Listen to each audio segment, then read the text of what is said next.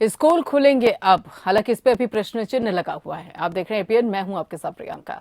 भारतीय आयुर्विज्ञान अनुसंधान परिषद, Indian council of medical research ICMR ने स्कूलों को दोबारा खोलने के लिए चरणबद्ध तरीका अपनाने पर जोर दिया है। आईसीएमआर के ताजा अध्ययन में ये बात सामने आई है कि वहीं स्कूलों को खोलने के मुद्दे पर भारत और विदेश से प्राप्त वैज्ञानिक साक्ष्यों के आधार पर विशेषज्ञों ने कहा है कि स्कूलों में संक्रमण की जांच करने से वायरस को फैलने से रोका जा सकता है। और इसके अलावा विशेषज्ञों के अनुसार अध्यापकों, कर्मचारियों और बच्चों को लाने ले जाने में शामिल लोगों का टीकाकरण होना चाहिए और उन्हें टीका लगवाने के बाद भी मास्क का इस्तेमाल करना चाहिए। ये उपाय इसलिए महत्वपूर्ण है क्योंकि कोरोना संक्रमण होने या उसके फैलाव से टीकाकरण नहीं रोक सकता।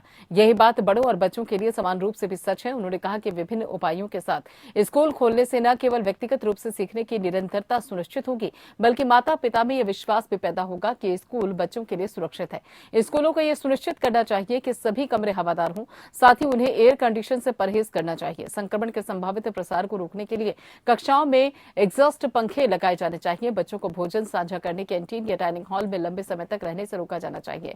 अध्ययन के अनुसार कोविड-19 महामारी के दौरान लंबे समय तक बंद रहे स्कूलों के कारण प्रभावित बच्चों के विकास को समझना जरूरी है। इसलिए स्कूलों को चरणबद्ध तरीके से खोला जाना चाहिए, यानी पहले सेकेंडरी स्कूल और उसके बाद प्राइमरी स्कूल खोले जाने चाहिए। यूनेस्को की रिपोर्ट के अनुसार 500 से अधिक दिनों तक भारत में स्कूलों के बंद रहने से 32 करोड़ से अधिक बच्चे प्रभावित हुए हैं। इसके अलावा देश के 15 राज्यों में 1362 घरों पर किए गए एक सर्वे में पता चला कि गांव में रहने वाले 8% और शहरों में रहने वाले केवल 24% बच्चे ही नियमित तौर पर पढ़ाई कर रहे हैं। ये सर्वे कमजोर तबके के बच्चों पर किया गया है। करीब 75% पेरेंट्स भी इस बात का समर्थन करते हैं कि उनके बच्चों की पढ़ने की क्षमता पर बुरा असर पड़ा है। भारत में अभी बच्चों और किशोर वर्ग के लिए कोविड-19 वैक्सीन का ट्रायल जारी है और मौजूदा साक्ष्यों के अनुसार 12 या उससे अधिक उम्र के बच्चों और किशोरों पर कोरोना संक्रमण का खतरा अधिक है, इसलिए उन्हें वैक्सीन लगना जरूरी है।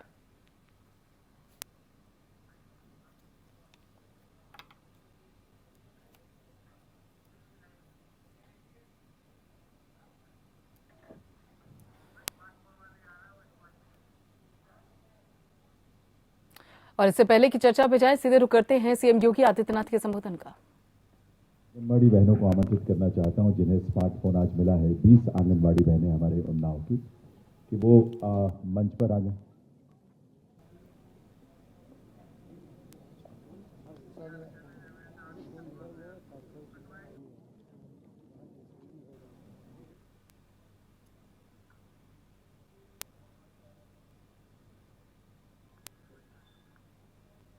तो यहाँ पर आप ये तस्वीरें देख रहे हैं सीधे लखनऊ से, जहाँ पर उन आंगनबाड़ी कार्यकर्ताओं को स्मार्टफोन से लैस किया जा रहा है जिनके ऊपर जिम्मेदारी होती है भारत के नौनिहालों को संभालने की और उनको अलग एक दिशा देने की। और ऐसे में जिस तरीके से कोरोना वायरस के दौरान, यानी कि कोरोना काल के दौरान डिजिटल पढ़ाई और उसके साथ साथ डिजिटलाइजेशन का जो एक दौर देखने को मिला, उस बाबत ये एक बड़ा फैसला योगी सरकार के जरिए किया गया। ये देखिए तस्वीरों में पीछे आप देख सकते हैं कि ये आंगनबाड़ी कार्यकर्ता, उनके हाथ में स्मार्टफोन और स्मार्टफोन के जरिए और स्मार्ट होंगी आंगनबाड़ी कार्यकर्ता। और उसके साथ साथ आपको बता दें कि यहाँ पर चूंकि भ्रष्टाचार कम हो और उसके साथ साथ सरकार को ये पता चले कि कहाँ पर क्या स्थिति बनी हुई है, उस बाबत पूरी जानकारी स्मार्टफोन के जरिए इस डिजिटल तरीके से बाकायदा सरकार के पास रहेगी। एक आंकड़ा, एक ग्राफ रहेगा, एक डाटा रहेगा और उसके तहत ही आगे कदम सरकार के द्वारा उठाए जा सकते हैं। तो ऐसे में अब ये देखिए तस्वीरें सीएम योगी आदित्यनाथ और उसके साथ साथ पीछे आंगनबाड़ी कार्यकर्ता जिनके हाथों में स्मार्टफोन है और एक ये बड़ी सौगात आंगनबाड़ी कार्यकर्ताओं के लिए और उसके साथ साथ उन नौनिहालों के लिए जिनकी जिंदगी को, जिनके भविष्य को संभालने की जिम्मेदारी इन आंगनबाड़ी कार्यकर्ताओं पे होती है। तो एक बात और भी सामने आती है कि जिस तरीके से पिछले कुछ दिनों में देखा गया था कि कोरोना काल के दौरान बच्चों की शिक्षा प्रभावित हो रही थी और उसके साथ साथ बच्चों को पूरी तरीके से पूरी जानकारी मुहैया करवाने के लिए भागदौड़ करनी पड़ती थी, लेकिन अब स्मार्टफोन आने के बाद जो ये आंगनबाड़ी कार्यकर्ता है वो पूरी डिटेल, पूरा डाटा बच्चों को लेकर, उसके साथ साथ किस तरीके की खाद्य सामग्री इस्तेमाल हो रही है, क्या स्थिति बनी हुई है, किस तरीके की अभी बाकायदा विकास को लेकर काम किए जा रहे हैं, कितना काम अभी तक हुआ है, किस तरीके की खाद्य सामग्री पहुंची है, पूरी डिटेल बच्चों को लेकर, उसके साथ साथ व्यवस्थाओं को लेकर इस स्मार्टफोन के जरिए जो आंगनबाड़ी कार्यकर्ता है वो सरकार को उपलब्ध करवा सकेंगे। और इसके साथ साथ सरकार के लिए सबसे अहम चीज ये है कि उन्हें हर एक जगह पर किस तरीके की स्थिति बनी हुई है, उस स्थिति का भी पूरी जानकारी उनके हाथों में रहेगी और इस दिशा में और बेहतर काम करने की कोशिशें की जा सकती हैं। और उसी बाबत ये बड़ा कदम यहाँ पर योगी सरकार के जरिए उठाया गया है। आंगनबाड़ी कार्यकर्ताओं को स्मार्टफोन से लैस करने का एक बड़ा कदम योगी सरकार ने उठाया। उसी बाबत तस्वीरें आपकी टेलीविजन स्क्रीन पर भी हैं।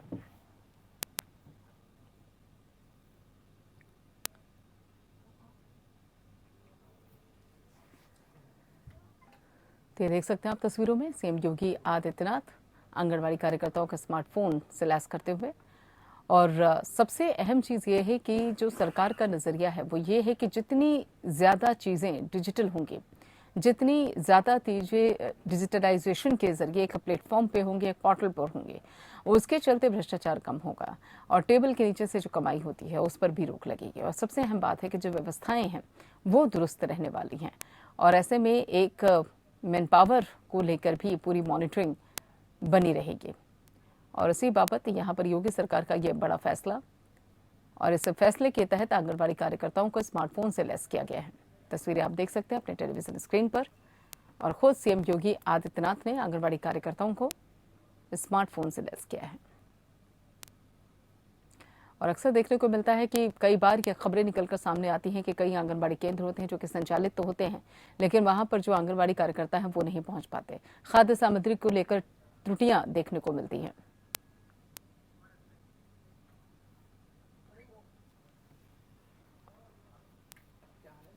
तो यहाँ पर आप तस्वीरें देख रहे थे, सीधे सीएम योगी आदित्यनाथ आंगनबाड़ी कार्यकर्ताओं को स्मार्टफोन से लैस कर रही थी। और उसके साथ साथ अब अपने मुद्दे पर आते हैं। खासतौर पर इस विशेष कार्यक्रम को लेकर जो हम बात कर रहे हैं उस बाबत बताया किया जा रहा है कि आईसीएमआर का कहना यह है कि देखिए काफी नुकसान हो चुका है। 500 से अधिक दिन हो चुके हैं स्कूल बंद हुए और ऐसे में बहुत बड़ी संख्या में बच्चे प्रभावित हुए हैं। और ऐसे में उनकी शिक्षा को देखते हुए, उनकी ग्रोथ को देखते हुए, उनके विकास को देखते हुए जरूरी है कि सभी मापदंडों का ध्यान रखते हुए स्कूलों को अब खोला जाए। और खासतौर पर आईसीएमआर की तरफ से भी ये जानकारी साझा की गई है कि अगर एहतियात बरती जाए और वैक्सीनेशन की प्रक्रिया सही तरीके से चल रही है तो फिर स्कूलों को अब खोला जाना चाहिए ताकि बच्चों की जो शिक्षा है वो प्रभावित ना हो। और ऐसे में आईसीएमआर के डायरेक्टर हैं जनरल डॉक्टर यानी कि बलराम भार्गव और साथ ही समीरन पांडे और उसके साथ ही तनुमानंद। इन तीनों का ये भी कहना है कि अगर एहतियात को देखते हुए, परिस्थितियों को देखते हुए और उसके साथ साथ जो गाइडलाइंस है सरकार के जरिए दी गई हैं, चाहे फिर वो मास्क पहनने को लेकर हो, चाहे फिर वो वैक्सीनेशन को लेकर हो, चाहे वो सैनिटाइजेशन को लेकर हो, चाहे वो सोशल डिस्टेंसिंग को लेकर हो, अगर ये सारी चीजें यानी कि ये सारी की सारी एहतियात बरती जाती हैं, सभी दिशा निर्देशों का सही तरीके से पालन किया जाता है तो उस बाबत स्कूलों को खोलने में कोई दिक्कत नहीं होनी चाहिए। लेकिन जरूरत है कि उसके चलते जो प्रबंधन है स्कूल का और अध्यापक अध्यापिकाएं हैं वो बाकायदा इस बाबत सभी निर्देशों का पालन बच्चों से करवाएं। और एक तरीके से जिस तरीके से अभी रिपोर्ट्स भी सामने आ रही थी उसमें यह भी कहा जा रहा था कि 12 साल से ऊपर के जो बच्चे हैं उनके लिए एक समस्या हो सकती है, उन पर कोरोना का असर हो सकता है, तो उस बाबत भी कदम उठाने की जरूरत है। तो ऐसे में आईसीएमआर की जो गाइडलाइंस हैं उनका पालन करते हुए क्या स्कूलों को खोला जाना चाहिए, ये भी एक बड़ा सवाल है। लेकिन क्या एहतियात बरती जा सकेगी, क्या कहना है यहाँ पे पेरेंट्स का और उसके साथ ही स्कूल का, इस बाबत जानकारी देने के लिए, बातचीत करने के लिए हमारे खास मेहमान हमारे साथ हैं। आपको बता दें कि डॉक्टर शर्बरी बनर्जी हैं जो कि प्रिंसिपल हैं एस्टर पब्लिक स्कूल के, साथ ही गौतम कुमार हैं दिल्ली पेरेंट्स एसोसिएशन। दोनों का बहुत बहुत स्वागत है। सबसे पहले डॉक्टर बनर्जी, आईसीएमआर की तरफ से साफ तौर पे कहा गया है कि देखिए बहुत नुकसान हो चुका है, 500 से ज्यादा दिन हो चुके हैं और बाकायदा स्कूल बंद है और बच्चों को काफी नुकसान हो रहा है, तो स्कूल खोले जाने चाहिए। लेकिन क्या आसान है ये? चलिए, इनकी आपकी आवाज नहीं मिल पा रही है डॉक्टर बनर्जी। यहाँ पे गौतम जी भी हमारे साथ जुड़े हुए हैं। गौतम जी, वही सवाल मेरा आपसे भी है। फैसला तो किया गया है, निर्देश दिए गए हैं, सभी गाइडलाइंस का पालन कीजिए और स्कूल खोलिए क्योंकि बच्चों की पढ़ाई का नुकसान बहुत हुआ है, लेकिन कितनी बड़ी चुनौती मानते हैं आप इसे? जी प्रियंका जी, मैं आपकी बात से बिल्कुल सहमत हूँ कि बच्चों का बहुत नुकसान हो रहा है पढ़ाई के कारण। लेकिन सबसे बड़ी समस्या है पेरेंट्स बड़ी दुविधा में कि बच्चों का जीवन चुने या बच्चों का भविष्य। क्योंकि देखिए अल्टीमेटली पेरेंट्स कोई एक्सपर्ट नहीं, रोज न्यूज देखते हैं, रोज पेपर्स पढ़ते हैं, उसमें डेली अलग अलग एडवाइजरीज आती हैं। कभी एम्स के रणदीप गुलेरिया साहब कहते थे कि जो न्यू वेव्स आने वाली है वो बच्चों के लिए बहुत हार्मफुल है। फर्स्ट वेव बुजुर्गों के लिए था, सेकंड यंगस्टर्स के लिए था, थर्ड बच्चों के लिए है। कुछ दिनों के बाद एक कंट्रोवर्सी स्टेटमेंट आती है क्योंकि आईसीएमआर कहता है ये सेफ है, जब रेडिया जी कहते हैं ये बिल्कुल सेफ नहीं है। तो अल्टीमेटली इस कंट्रोडिक्शन के बीच में पेरेंट्स बड़े पशुपक्ष में है कि बच्चों का जीवन चुने या बच्चों का भविष्य। हाँ। बीइंग अ पेरेंट एसोसिएशन, और हमने बहुत लोगों की फीडबैक्स दिए हैं, आप देख सकते हैं। सवाल ये उठा है कि ऐसा गवर्नमेंट इशू कर सकती है, क्या उसको फॉलो, इज इट पॉसिबल कि स्कूल में उसको फॉलो अप, हम घर में 2 लोगों में प्रोटोकॉल मेंटेन नहीं कर पाते। सबसे बड़ी समस्या हमारे सामने ये है कि चलिए अभी अभी लेटेस्ट ICMR ने बोला है कि बच्चों के लिए स्कूल खोल दीजिए। मैम गवर्नमेंट ने तो अपनी एडवाइजरी इशू कर दी, SOP इशू कर दी, गवर्नमेंट अपनी रिस्पॉन्सिबिलिटी से बच जाएगी। हम भी चाहते हैं हमारा बच्चा स्कूल जाए, लेकिन सवाल सिर्फ ये है क्या वहाँ प्रोटोकॉल फॉलो होगा? क्या एक टीचर 50 बच्चों को मैनेज कर पाएंगी मैम? क्या उस बच्चों के भविष्य से खिलवाड़ नहीं है मैम? यदि जीवन और भविष्य में से किसी एक का चुनाव करना है तो हमें क्या करना चाहिए? हम भी चाहते हैं हमारा बच्चा शिक्षित है, लेकिन सवाल ये उठता है कि यदि हम बच्चों को भेजते हैं, हम जेल तक तो छोड़ आएंगे मैम, उसके बाद क्या बच्चे, छोटे बच्चे उस प्रोटोकॉल को फॉलो कर पाएंगे? दूसरी चीज गवर्नमेंट की मंशा, सवाल ये है कि अभी कुछ दिन पहले दिल्ली का जो पब्लिक स्कूल एसोसिएशन है ना, इन्होंने एक रिप्रेजेंटेशन फाइल किया है मनीष सिसोदिया जी को, जिसमें उन्होंने स्पष्ट रूप से कहा है कि स्कूलों को खोलो क्योंकि हमारी फी नहीं आ रही। तो क्या गवर्नमेंट का मोटिव ये तो नहीं है कि हम फी नहीं कलेक्शन होने की वजह से हम स्कूल को खोल रहे हैं, बच्चों के भविष्य से खिलवाड़ कर रहे हैं? तो प्रश्न सिर्फ पेरेंट्स के मन में दुविधा ये है कि स्कूल किस हिसाब से, जहाँ सैनिटेशन की प्रॉपर व्यवस्था नहीं है आम दिनों में, वहाँ कहाँ से ये मैनेज कर पाएंगे सैनिटाइजेशन मैम? कहाँ ये डिस्टेंस मेंटेन करेंगे? एक टीचर क्या क्या कर पाएंगी? हम भी चाहते हैं हमारा बच्चा स्कूल जाए, क्योंकि सर्वांगीण विकास तो केवल विद्यालय जाकर ही होगा, स्कूल में ओवरऑल डेवलपमेंट हो सकता है, घर में नहीं हो सकता। पर बच्चों के जीवन के प्रश्न के आधार पर फिर हम सोचते कि नहीं, हमें कुछ दिन अभी रुकना चाहिए, क्योंकि कंट्रोवर्शियल स्टेटमेंट आ रही हैं, अलग अलग न्यूज चैनल अलग अलग रिपोर्टिंग दिखा रहे हैं। आप देख सकते हैं कि जैसे स्कूल खोले गए तो अल्टीमेटली फॉरेन कंट्रीज में इमीडिएटली केस राइज हो गई। हो सकता है कि बच्चे की इम्यूनिटी स्ट्रॉन्ग हो, लेकिन सवाल ये उठता है मैम कि क्या बच्चे अगर माइनर इन्फेक्ट होके जो घर में पेरेंट्स हैं, क्या उसको मेजर इन्फेक्शन नहीं देंगे? उसको गवर्नमेंट कैसे कंट्रोल करेगी? बिल्कुल, ये एक वाजिब सवाल है। बिल्कुल, ये एक वाजिब सवाल है। यहाँ पे डॉक्टर बनर्जी भी हमारे साथ जुड़ी हुई है। डॉक्टर बनर्जी, यहाँ पे आपने गौतम कुमार जी की बात सुनी होगी और उनकी सभी बातों से जाहिर आप इत्तेफाक भी रखते होंगे और सवाल उनका वाजिब भी है। क्या व्यवस्थाएं होंगी जिसके चलते अगर स्कूल खोल दिए जाते हैं? ICMR ने करके बात कही है तो जाहिर है रिसर्च के बाद ही कही होगी, बहुत सोच समझ कर कही होगी, लेकिन उसके साथ साथ सवाल यह है कि कहने में, निर्देश देने में और प्रैक्टिकली करने में, व्यवहारिक तौर पर काफी फर्क होता है। मेरे हिसाब से ऐसा नहीं होता है। अभी भी बच्चे आ रहे हैं स्कूल में और सारी तैयारियां स्कूल में होती है, क्योंकि जितना कंसर्न हमारे पेरेंट्स हमारे बच्चों के लिए है, उतना ही कंसर्न हमारी स्कूल में हर एक पर्सन, जितने लोग हैं स्कूल में, चाहे वो हमारे टीचर्स हो, चाहे वो हमारे मैनेजमेंट हो, चाहे कोई भी हो, इवन हर एक टीचर से लेके जो भी पर्सन स्कूल में काम करता है, हर आदमी, हर बच्चे को भी कंसर्न होता है। इसीलिए ये बिल्कुल नामुमकिन नहीं है, ये मुमकिन है, इसको मुमकिन करके दिखाना भी है। अभी भी हमारे 9 to 12 के बच्चे सारे आते हैं, एग्जाम्स भी चल रहे हैं, बच्चे आ रहे हैं, पेरेंट्स को भरोसा है हमारे ऊपर, तभी तो बच्चे भेज रहे हैं। सैनिटाइजेशन दिन में एक बार नहीं होता है, पहले बच्चे आने से पहले होता है, बच्चे जाने के बाद होता है, अगले दिन सुबह फिर से होता है, शाम को भी हमें इंस्ट्रक्शंस दी रहती है जिसमें कि सैनिटाइजेशन होता रहता है। ये तो कंटिन्यूअस प्रोसेस है और ये आज से नहीं हो रहा है, ये बिल्कुल उस समय से हो रहा है जब से स्कूल पहले भी खुल चुका था। क्योंकि मैं आती हूँ, मेरे टीचर्स आ रहे हैं, हर कोई आ रहा है, क्योंकि हर कोई का सेफ्टी हमारे लिए बहुत इंपॉर्टेंट है। सेकंड चीज है प्रोटोकॉल्स फॉलो करना। प्रोटोकॉल्स हमें फॉलो करना ही पड़ेगा अगर हमें बच्चों को पढ़ाना पड़ेगा। अगर हम स्कूल में बच्चों को बुला रहे हैं तो हर एक प्रोटोकॉल हमें फॉलो करना पड़ेगा। आई अंडरस्टैंड, तो सर कह रहे हैं कि छोटे बच्चे बहुत छोटे हैं, क्या उनके लिए मुमकिन है प्रोटोकॉल फॉलो करना? लेकिन हमारे पास जो टीचर्स हैं, जो स्टाफ है, एक छोटे बच्चों के क्लासेस में एक टीचर नहीं होता है, एक अधिक टीचर होते हैं, साथ में मेन होते हैं, बस अलग होते हैं। तो जब एक क्लास में 3-3, 4-4 लोग 20-20 बच्चों के लिए होते हैं, तो उतना अटेंशन उन बच्चों को क्या जाता है। और हर एक चीज को जो छोटा बच्चा नहीं कर पाएगा, उस चीज को जरूर फॉलो करवाया जाएगा। बिल्कुल, लेकिन ठीक है, यहाँ डॉक्टर बनर्जी एक सवाल ये भी है कि आपने कहा कि देखिए स्टाफ होता है, टीचर्स होती हैं, छोटे बच्चों को हैंडल करने के लिए उतनी ही तादाद में, बाकायदा उतनी ही संख्या में टीचर्स को भी रखा जाता है। लेकिन सबसे बड़ा सवाल ये है कि देखिए छोटे बच्चे हैं, सबसे पहले अव्वल चीज तो उनकी वैक्सीन नहीं है, उनकी वैक्सीन इस वक्त अवेलेबल नहीं है। दूसरा सवाल ये है कि चलिए मान लीजिए ऐसे भी कई केसेस सामने आते हैं जिसमें ये पता चलता है कि एक व्यक्ति अगर उसे वैक्सीन लगी हुई है, दोनों डोज लगी हुई है, लेकिन उसके बावजूद भी वो संक्रमित हुए हैं। हालांकि सीरियस कंडीशन नहीं हुई, लेकिन संक्रमण की बात सामने आई है। अब जरा सोचिए कि छोटे बच्चे, अगर मान लीजिए 30 बच्चे भी एक क्लास में हैं, या फिर 30 भी कम कर लीजिए, 20 बच्चे भी अगर एक क्लास के अंदर हैं, उस बाबत जो टीचर उनको हैंडल कर रही है वो वैक्सीनेटेड है, लेकिन अगर उनको संक्रमण है तो उन बच्चों को जाएगा।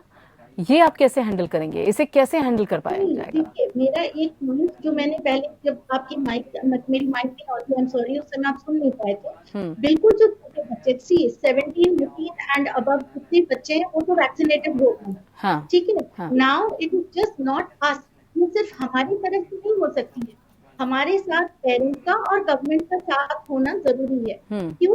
क्योंकि वैक्सीनेशन सबसे पहले होना चाहिए, क्योंकि मैं शुरू से ही कह रही हूँ, ठीक है ना। एक्चुअली कुल क्लियर नहीं, जो मैंने पहले बताया था, जब वो मेरी माइक बंद थी उस समय, मैंने एक ही बात कही थी कि अगर वैक्सीनेशन हो जाए तो बिल्कुल मुमकिन है। और I think ICMR is already telling that they will start with the vaccination for the smaller children. तो छोटे बच्चों की जब वैक्सीनेशन हो जाएगी तो बिल्कुल मुमकिन है, स्कूल खुल सकता है, चल सकता है। संक्रमण कोई भी टीचर इस समय स्कूल में नहीं है। क्यों नहीं है? क्योंकि इन प्रोटोकॉल, अगर एक भी टीचर का मैसेज आता है मॉर्निंग में that I am unwell, whatever the reason for unwell is, we ask the teacher not to come to school. तो यही है कि अगर टीचर स्कूल नहीं आ रही है तो फिर वो, अगर by chance he is infected or he is infected, there are 100% chances that my children will be infected. But if we stop these teachers from coming to school, then definitely we can bring a stop to the infection. ये तो हो ही सकता है। बिल्कुल। यहाँ पे गौतम जी, ये चीज ये भी है कि विशेषज्ञों का भी कहना है, खासतौर पर उनका ये भी कहना है कि देखिए, अगर स्कूल में संक्रमण होता भी है तो जांच की जा सकती है, और जांच करने के चलते उसको रोका भी जा सकता है। तो थोड़ा तो भरोसा करना पड़ेगा। यस, यही बात मैं कह रही हूँ, थोड़ा भरोसा करो। एक्चुअली इट्स कॉम्बिनेशन, एक स्कूल है, एक पेरेंट्स है और एक गवर्नमेंट है। गवर्नमेंट फ्रॉम देयर साइड अपनी तरफ से पूरी कोशिश कर रही है कि इंफेक्शन कितना रेस्ट्रिक्ट किया जा सकता है। वही सवाल मैं गौतम जी से पूछ रही हूँ, वही सवाल गौतम जी से कि गौतम जी, जब कहा जा रहा है कि बाकायदा जांच की जाएगी तो उस बात जो संक्रमण होगा उसको रोका जा सकता है सही समय पर, तो थोड़ा सा भरोसा कीजिए स्टाफ पर, स्कूल के मैनेजमेंट पर, खासतौर पर सरकार पर। जी गौतम जी। मैम, रही बात जांच की, सब कुछ मैं कहता हूँ कि इनके पास जांच करने के लिए गेट पे एक गार्ड भी खड़े कर देंगे, सबको कर देंगे। सबको पता है कि कोविड के प्राइमरी स्टेज पे किसी को नहीं पता लगता। मैम, मैं बिल्कुल स्ट्रिक्ट हूँ। गार्ड ने सिर्फ एक अपना चेक किया टेम्परेचर वगैरह, टेम्परेचर के अलावा इनके पास कोई और पैरामीटर तो है नहीं मैम। और ज्यादातर बच्चे अनसिम्टोमेटिक होते हैं। एसिम्टोमेटिक जो पेशेंट होता है उसका तो वैसे भी पता नहीं लगता मैम, ना उसको फीवर होता है ना कुछ होता है। सपोज कीजिए वो बच्चा आज 3 दिन कंटिन्यू गया, 4 डे वो एनालाइज करने के बाद, रिपोर्टिंग होने के बाद वो पॉजिटिव हो गया। आप मुझे बताइए, जो बच्चे उस क्लास में पढ़ रहे थे उसके पेरेंट्स से मनोदशा पे क्या प्रभाव पड़ेगा? क्या उनके बच्चों को टेंशन नहीं होगी हम में से कितने इंफेक्ट हो गए पेरेंट्स को? जब छुपने वाली चीज तो है नहीं, तो इमीडिएटली रिपोर्ट हो जाएगी मैम कि कितने लोग इंफेक्ट हुए। तो सवाल ये है कि क्या हम टेम्परेचर जांचने वाली मशीन के अलावा इनके पास कोई और साधन नहीं है? सिर्फ टेम्परेचर लेने से क्या ये पता लग सकता है कि कोई पॉजिटिव हुआ है या नहीं हुआ है? हमारी सिर्फ ये है कि जब सिसोदिया जी ने क्लियरली ये बोला था, किसी भी गवर्नमेंट ने ये कहा था कि वैक्सीनेशन के बाद ही हम स्कूल खोलेंगे, 12th और 10th जैसे इंपॉर्टेंट क्लास के एग्जाम्स को इन्होंने कैंसिल कर दिया और एक एवरेज मार्किंग कर दी। तो अब ये छोटे बच्चे हैं, इनके फ्यूचर के साथ इसमें खिलवाड़ क्यों? खोलना है तो आप 9, 10, 11, 12 ऑलरेडी खोल रहे हैं। आप देख रहे हैं कि पेरेंट्स केवल 20 से 25% बच्चे ही स्कूल में आ रहे हैं। उस स्थिति में दोबारा भेजना कहाँ तक ये ठीक रहेगा? तो मेरा ये मानना है मैम कि ये बिल्कुल ठीक नहीं है। इस स्थिति में हमें नहीं भेजना चाहिए इसको, ये ठीक नहीं है बिल्कुल भी। ठीक है डॉक्टर बनर्जी, ये सवाल भी अगर देखा जाए तो गौतम जी का वाजिब है कि देखिए, अगर एसिम्प्टोमेटिक है समस्या तो उसको कैसे आप समझेंगे? मैं एक तो यहाँ पे मैंने शुरू में कहा था कि कोऑपरेशन हमें दोनों तरफ से चाहिए, पेरेंट्स की तरफ से भी और स्कूल की तरफ से भी। पेरेंट्स की तरफ से एक सिंपल सा चीज है, जब डे 1 जब बच्चा आ रहा है उससे पहले अगर टेस्ट हो जाए, जैसे लोग ट्रैवल भी करें, चारों तरफ ट्रैवल करें, अगर वो डबल वैक्सीनेटेड नहीं हो उनको एक टेस्ट रिपोर्ट सबमिट करना नेसेसरी है टू ट्रैवल। ठीक है, and this is true for every place, हर जगह ये ट्रू है। अगर आप डबल वैक्सीनेटेड नहीं है तो फिर आपको एक पार्टिकुलर टेस्ट रिपोर्ट जरूर सबमिट करना पड़ेगा, नहीं तो आप ट्रैवल नहीं कर सकते। सिमिलरली स्कूल आने से पहले, जिस दिन पेपर ये रातों रात में हो नहीं सकता, तो जिस दिन भी स्कूल बच्चा आने लगे उससे पहले अगर एक सिंपल टेस्ट हो जाए पेरेंट्स की तरफ से एंड रिपोर्ट सबमिट हो जाए, करेक्ट रिपोर्ट, इससे बिल्कुल क्लियर रहेगा कि कौन सा बच्चा इन्फेक्टेड है, कौन सा बच्चा इन्फेक्टेड नहीं है। जो इन्फेक्टेड है, even if it is asymptomatic, वो घर रहे, ठीक हो जाए, 14 डेज का क्वारंटीन करें, जो भी मेडिकेशन है वो ले, उसके बाद वो आए। जो बच्चा, तब तक हम ऑनलाइन ऑफलाइन क्लासेस कंटिन्यू कर सकते हैं ताकि वो बच्चे क्लासेस मिस न करें। लेकिन जो बच्चे स्कूल आ रहे हैं, दे आर नॉट इन्फेक्टेड, ठीक है ना।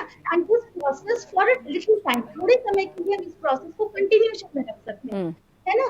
थोड़े समय के लिए अगर इस प्रोसेस को हम कंटिन्यूएशन में रखते हैं, that from time to time, maybe once in a month और twice a month, if you can go ahead with the test, definitely it will be successful होगा, क्योंकि हमें करना पड़ेगा, है ना। क्योंकि बच्चे हमारे अच्छे से पढ़ नहीं पा रहे हैं, ऑनलाइन पढ़ाई नहीं हो सकता, ये नहीं हो। ठीक है, ऑनलाइन पढ़ाई नहीं हो सकती है। गौतम जी, अगर सपोर्ट की बात की जाए, ठीक है, आप स्कूल के मैनेजमेंट से सवाल तो कर रहे हैं, लेकिन अगर पॉजिटिवली अगर उस तरफ देखा जाए तो क्या पेरेंट्स की तरफ से भी किसी तरीके का सपोर्ट हो सकता है? सवाल करना वाजिब है और उसके साथ साथ जो आपका कंसर्न है, जो आपकी चिंता है, वो भी वाजिब है, लेकिन अगर सपोर्ट की बात की जाए तो किस तरीके का सपोर्ट मिल सकता है पेरेंट्स की तरफ से? कब तक स्कूल बंद रखे जाएंगे? कब तक बच्चे स्कूल नहीं जाएंगे? जी बिल्कुल, देखिए एक्चुअल में देखिए मैम, पहले सरकार और विद्यालय को, स्कूल्स को पेरेंट्स का फेस जीतने का एक समय है। हाँ। स्कूल के पेरेंट्स से बोला जाए, आप आके देखिए हमारे यहाँ क्या अरेंजमेंट है, एटलीस्ट देखिए। बच्चे को डर नहीं है, लेकिन बच्चे का मनोदशा बहुत स्ट्रांग होती है, पेरेंट्स के दिमाग में एक खौफ है। तो हमें चाहिए कि पेरेंट्स को एक बार इंटरेक्शन करें, जो टीचर्स हैं, कंसर्न टीचर्स, उनको बुलाएं, अपने यहाँ की प्रॉपर अरेंजमेंट दिखाएं। और ये केवल मॉड्यूलर नहीं होना चाहिए कि फर्स्ट डे दिखा दिया, सेकंड डे से मैनेज, ये कंसिस्टेंटली चलने वाला प्रोसेस होना चाहिए। पेरेंट्स को बोलना चाहिए कि ऐसा नहीं हो कि रश हो जाए, बट रैंडमली किसी के पेरेंट्स को कॉल करके या उसके स्कूल में जो पीटीए के मेंबर्स हैं उनको एसोसिएट करके उनको बुलाया जाए। क्योंकि देखिए स्कूल कभी ट्रस्ट नहीं जीत सकता, लेकिन स्कूल के अंदर जो पेरेंट रिप्रेजेंटेटिव है वो इस पेरेंट्स का जीत सकते हैं ट्रस्ट भी, क्योंकि वो एक न्यूट्रल पर्सन है जो between management and public and parents both के काम करते हैं। एक समस्या और है मैम, देखिए गवर्नमेंट ने हर जगह बोला दिस इज मैंडेटरी नहीं है आपकी ऑफलाइन क्लासेस, बट आजकल क्या हो रहा है, जिस दिन स्कूल में अल्टरनेटिव में जिस दिन ऑनलाइन क्लासेस है उस दिन तो सब ठीक है, पर जिस दिन ऑफलाइन क्लासेस होती है अल्टीमेटली उन बच्चों को जो अटेंड नहीं करते, क्योंकि बहुत हाइब्रिड सिस्टम में बहुत मुश्किल काम है। देखिए ये बात ऑनरेबल सुप्रीम कोर्ट भी बोल चुका है, हाई कोर्ट भी बोल चुका है कि ऑनलाइन बहुत आसान नहीं है। इवन देखिए जुडिशरी जो है अभी regular proper physical hearing start करने के मूड में नहीं है, जहाँ बहुत ज्यादा रश नहीं होता। स्कूल में तो फिर भी थाउजेंड्स बच्चे होते हैं। तो मेरा सवाल यह है कि स्कूल को भी थोड़ा लीनियंट व्यू रखना चाहिए कि एटलीस्ट जो पेरेंट के जो भी रीजन है बच्चे नहीं भेजना चाहते, उनको ऑनलाइन और ऑफलाइन दोनों की अटेंडेंस मारना चाहिए। मेरे पास एक रिटर्न कंप्लेंट है हमारे एसोसिएशन के पास में, हमको स्कूल ने लिया है, जिस दिन ऑफलाइन क्लासेस होती है उस दिन ऑनलाइन बच्चों को अब्सेंट शो किया जाता है, तो ये गलत है। मेरा मानना है ये वो समय है जब बहुत बड़े बच्चे पैंडेमिक से निकल कर बाहर आए, ना तो हमारे पास एक्सपीरियंस है ना हमारे बच्चों के पास है, और मैं स्कूल को भी नहीं बोलूंगा, स्कूल भी इस तरफ एक स्टेप आगे ले और पेरेंट्स का ट्रस्ट जीते। एक्चुअल में सबसे इंपॉर्टेंट चीज है ट्रस्ट। अगर पेरेंट्स का ट्रस्ट होगा तो धीरे धीरे, क्योंकि एक दिन तो हमें बाहर आना ही पड़ेगा। बिल्कुल बिल्कुल, ट्रस्ट जीतने की बात है। डॉक्टर बनर्जी, आईसीएमआर के जो जनरल डायरेक्टर हैं उन्होंने सीधे सीधे एक तरफ इशारा किया था, उन्होंने जिक्र किया है कि रविंद्रनाथ टैगोर के द्वारा जो बाकायदा चलाई जा रही थी क्लासेस शांति निकेतन में, खुली हवा में, आबो हवा में, प्रकृति की गोद में बाकायदा उन्होंने लाइन इस्तेमाल की है। आपको नहीं लगता किसी तरीके का वो संकेत है, उस तरफ भी ध्यान देने की जरूरत है? बिल्कुल बिल्कुल, और मैंने इस पे एक सेशन भी लिया था, मैं बताऊँ मैम आपको कि ये जो शांति निकेतन में क्लासेस लेने की बात की, बहुत अच्छा एग्जाम्पल है। क्यों? क्योंकि सोशल डिस्टेंसिंग बहुत आसान है, ठीक है, और बच्चा एनवायरनमेंट में कनेक्टेड रहता है, माइंडफुलनेस बहुत इंपॉर्टेंट है, ठीक है। क्योंकि दो चीजें फॉलो होता है साथ में, हर बच्चा एक टीचर के कंट्रोल में रहता है, बहुत खुला वातावरण है, ठीक है, उसमें बच्चे सोशल डिस्टेंसिंग मेंटेन करके बैठते हैं, एंड खुला वातावरण में आपका इन्फेक्शन होने के जो चांसेस है वो बहुत कम है, वो बहुत ही कम है। लेकिन बंद क्लासरूम में, स्पेशली एसी स्कूल में, नॉन एसी स्कूल्स को वो अपना खिड़कियां खोल के रखते हैं, तो that's not an issue, but specially AC school में बहुत मुश्किल है आप एक बंद क्लासरूम में 20-30 बच्चों को बिठा के क्लासेस लें। इसलिए मेरे हिसाब से this is a very good point which you said कि खुला वातावरण, लेकिन उसके लिए ऑनलाइन क्लासेस में भी हो सकता है, it has to be an offline system. बिल्कुल, लेकिन यहाँ पर पेरेंट्स का ट्रस्ट भी जीतने की जरूरत है। बहुत बहुत शुक्रिया डॉक्टर बनर्जी। और बिल्कुल बिल्कुल दैट पॉइंट कि करेंटली जो हमारी क्लासेस चलती है, I don't know about which school he is referring to, लेकिन हमारी जो करेंटली क्लासेस चलती है वो ऑनलाइन और ऑफलाइन बराबर चलता है, पैरेलल क्लासेस चलता है, ठीक है, same class online, same class offline, कोई भी बच्चे कोई भी चीज मिस नहीं करता। बिल्कुल, यानी कि कोशिशें पूरी होंगी कि जो व्यवस्थाएं वो दुरुस्त रहें ताकि बच्चों को किसी तरीके की परेशानी ना हो और पेरेंट्स को भी ट्रस्ट उनका बना रहे। बहुत बहुत शुक्रिया डॉक्टर बनर्जी और इसके साथ ही गौतम जी आप दोनों का जुड़ने के लिए। तो फिलहाल कोशिशें यही है कि स्कूल शुरू हो और उसके साथ ही बच्चे स्कूल जाए। मैनेजमेंट का कहना यह है, स्कूल प्रबंधन का कहना यह है कि पूरी तरीके से दिशा निर्देशों का पालन होगा, लेकिन एक कहीं ना कहीं शक और सुबह पेरेंट्स के मन में है और उसे दूर करने की जिम्मेदारी स्कूलों की है। फिलहाल इतना ही, बाकी खबरों के लिए आप जुड़े रहिए एपीएन के साथ।